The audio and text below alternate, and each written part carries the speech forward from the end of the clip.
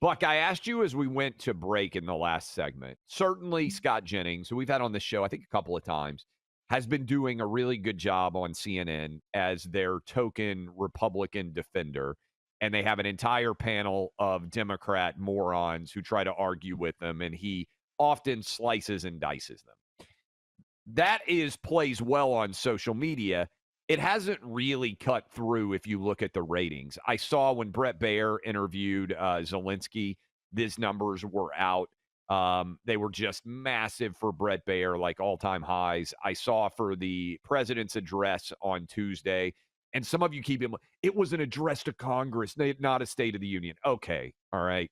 I appreciate it. The president's basically State of the Union, which is a little bit different because we have the election that happens and it doesn't happen until March. But 10 million people watched Fox, 1.9 million watched CNN, 1.9 million watched MSNBC.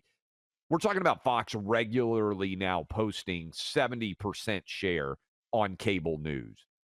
Do you think there's a market for actual debate, which would actually be going back in time? Remember, Tucker Carlson used to be on the show Crossfire.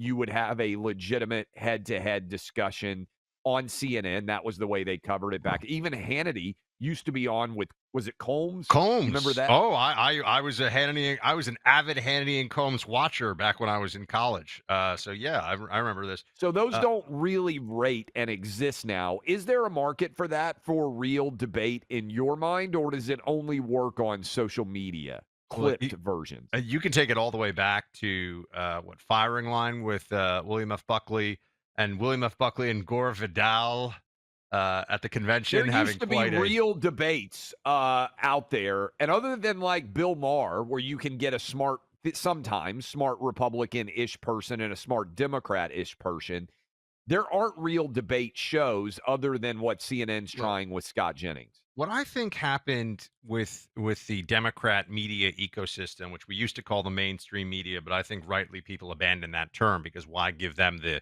credibility of calling them the mainstream media?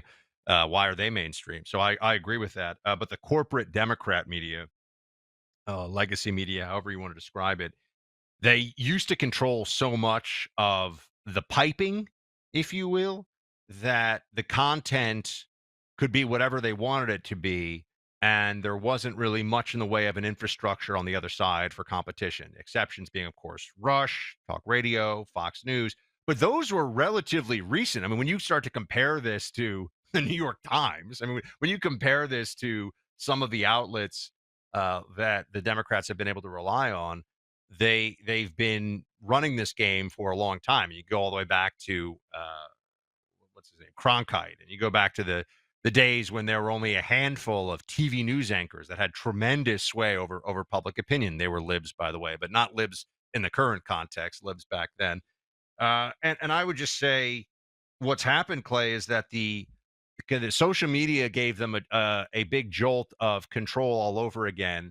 And then they became these echo chambers of insanity where you could just start promoting the craziest ideas from college campuses in the, I don't know, I want to say maybe in the early 2000s. You start to see this maybe toward the end or middle to end of the Bush administration, bubbling up more and more. Obama administration comes along, and all of a sudden you have the mainstreaming of socialism, left-wing radical ideas, extremely poisonous DEI and race politics, and all of this, gets completely injected into the American body politic for 8 years of Obama. But then things just got crazier and crazier, and under Biden, well, under COVID, really, and then for Biden's term, I think they just reached. I don't know if there's like terminal velocity. Isn't that when you jump out of a plane and you go to the absolute fastest speed that your mass can travel? I think that's terminal velocity. There was a bad movie in the '90s based on this, That's what but immediately comes to mind as a right. movie. But But I yeah, think the that's terminal phrase. velocity. I think Democrats under Biden politically have reached terminal insanity.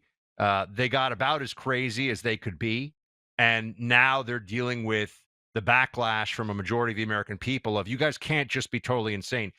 You can't have a dementia puppet as the president and we all then see it and we all know it and you don't suffer political consequences. The Democrats deeply deserve the pathetic and ignominious post-election party that they are mired in right now. It's exactly what they should have. They earned this, they owned this. So let them wallow a bit. Let them be sad.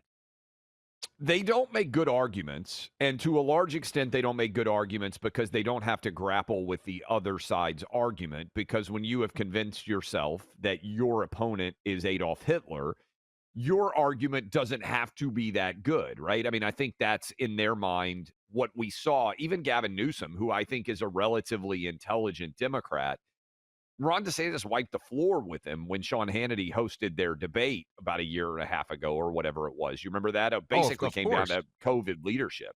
Of course. But on the Hitler comparison, which we used to talk about here with some frequency in the lead up the election, because it was daily programming at MSNBC. It was Yes. he was Hitler, and it's uh, you're really how can you think you're a serious person worthy? How could you think of yourself as a public intellectual or however they want to a pundit, whatever, however you want to describe yourself?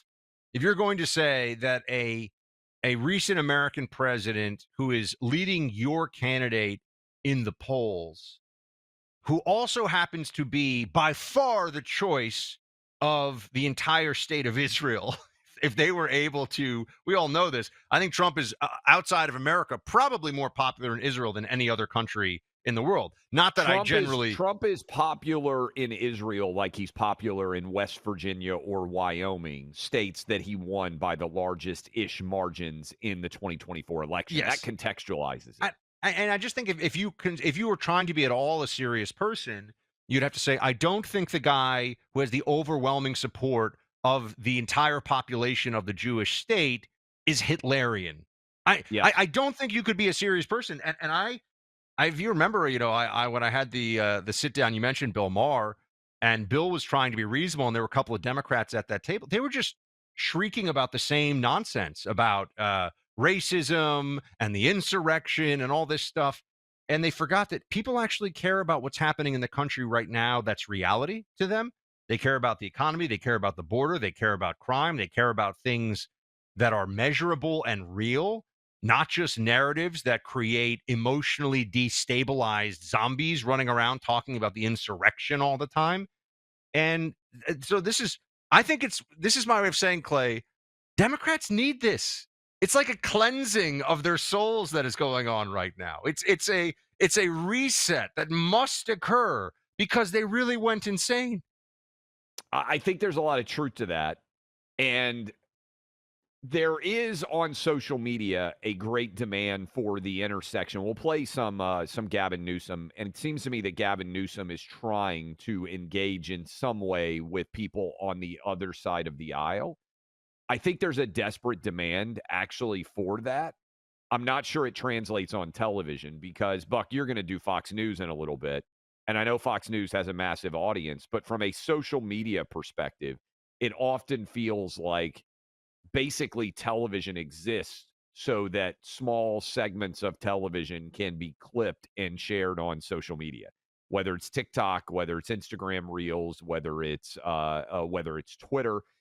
If you go on and look at oftentimes what is popular or what is trending, a huge percentage of the time it's somebody taking a couple of minutes from video. It doesn't just have to be television, right? It could be a podcast version of video, whatever else that's popular on YouTube. It is just video that's pulled and then put to circulate on social media. So I guess one of the things I wonder about, because we were talking about Scott Jennings, is to what extent is what's popular on social media reflective of what would be popular on television?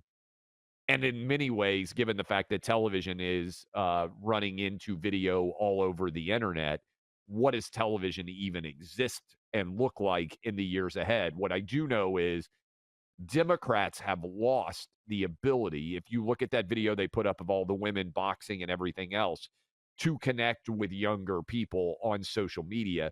They just look profoundly dorky and unfun. And that is not a good recipe for how to cut through in this current era. And I think it's emblematic of why Republicans have done so well with men because men look at some of the stuff that's being put out by Democrats and just roll their eyes over the fact that they have gone completely insane. Yes, and I don't think it's going to get better for them anytime soon. I think it's likely to continue as it is right now on the points about Democratic leadership. I mean, Harry Enton, this is cut five. He says that at the speech, the Democrats' reaction to Trump's speech, which we talked to you about earlier in the week, shows just why the Democrat Party is really at its least popular it has ever been. This is cut five. Play it. There's a reason why congressional Democrats have like a 20% approval rating, and even amongst their own party has like a 40%, the lowest Quinnipiac has ever measured. And I think last night and sort of what's been going on over the past few months is a gosh darn good illustration of that. Clay, there's really nothing for them to point to right now that I think is positive for their party in a broad sense of trying to go into the midterms and the inevitable presidential campaign. And I think if anything, they may put themselves in a position where they're preparing to fight the last political war, because all they've done now for 10 years is run against Trump Yeah. unsuccessfully in the end, I might add. Right when push came to shove, Trump beat them and their whole party turned into this anti-Trump. They have to go through a metamorphosis. There is a transformation that I think Democrats will have to. Now, it's not going to be on every. I'm not saying they're going to become a pro-life party or they're not going to change that kind of stuff. But in the way they present and in the way they focus on issues and fight the media war to try to sway that middle 3 to 5% of voters, which doesn't, it's funny, isn't it? That's all we're really talking about, but they're going to have to change the way that they're presented because there are a lot of people that will vote Democrat no matter what. We know that. They just 75 million of them voted for Kamala, a quarter of a million people voting for Democrats over Republicans in a handful of, well, in half a dozen states would have changed the election toward the Democrats. So it's not like we're sitting here saying the Democrats don't have a massive infrastructure and millions of people who are voting for any Democratic candidate they put up. But how will they not have the same result going forward? And also, how will they avoid the public repudiation that comes every time they try to present their arguments now? I mean, the stuff they're saying is silly. They look silly. I think two things that build out of that. One, they have not reached the look in the mirror and acknowledge that you have a bad message, and that's why people didn't vote for you, not because your message wasn't heard well enough. That's the debate that they're currently having. Second part of this, Buck, and this is where I think they're going to end up. I think they will move from Trump is Hitler. Watch how fast this happens and clip this, save it for a couple of years in the future. As we get ready for 28, this pivot's going to happen. They're going to move from Trump is Hitler to Trump is a uniquely talented politician that Republicans cannot replicate, and that's why he won in 2016 and 2024. Initially, it was Russia. Then he's Hitler. All of his supporters are racist. Buck, get ready for this. Once he's out of the picture, they're going to start arguing how talented he actually was, and they're going to argue that Trumpism, the MAGA universe, does not translate to J.D. Vance or whomever is seen as the successor, and they are going to struggle to produce the support that Trump did, much like we've pointed out Obama really didn't have very many coattails. He was a uniquely talented individual politician that was not able to bring his party that much success. They're going to start to argue that Trump is that. Get ready for it. They're going to go from Trump is Hitler, Russia's the only reason he won, to, boy, he's really good at this, but it's not going to translate to the next Republican. That is, I think, the cope that they will move towards in the wake of the midterm elections when Trump is coming off the ballot. Get ready for it. Next Wednesday, join me online for a special videotaped interview. It starts at 11 a.m. Eastern, an hour before this show. It's a conversation with my dad that you won't want to miss. See, I grew up in New York City, and my dad was a stockbroker, and he made his living researching and predicting the stock market.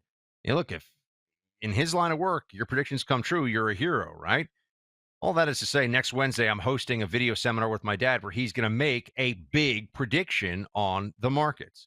Write this date down, March 12th at 11 a.m. Eastern, 8 a.m. on the West Coast. It'll be online in video form and super easy for you to register free of charge online. My dad created a name for himself on Wall Street by his huge predictions, including back in 1987 when he called the crash, nailed it on TV 11 days in advance. But he's called the crash in 2009 as well, has so many predictions, too numerous to go into here. Go check it out for yourself. Sign up for the free event Go to disruption2025.com. That's disruption2025.com, paid for by Paradigm Press.